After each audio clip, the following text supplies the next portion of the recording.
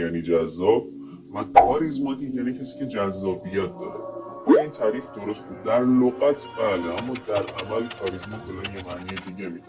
کاریزما یعنی تزریق نفوذ، محبوبیت و قدرت به تخصص، اعتبار، روابط و هر سرمایه‌ای که ما داریم. افراد کاریزماتیک به خاطر قدرت بالقوه‌ای که دارن خیلی زودتر میتونن توی روابطشون یا توی کسب و کارشون موفق بشن. حالا چطور ما باید کاریزماتیک باشیم؟ حوزه‌ای که میخوای کاریزماتیک باشی از خودت اعتماد به نفس بیشتری نشون بده.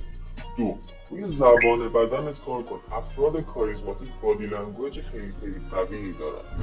سه، به دیگران احساس خاص بودن بده. ببین وقتی که جمعی صحبت میکنی بیشتر از اینکه از خصوصیات اخلاقی و خوب خودت بگی، سعی کن از خصوصیات خوب طرف مقابلت بگی. این کاریزماتیک بودن تو رو نشون میده. و چهار، شنونده خوبی باش.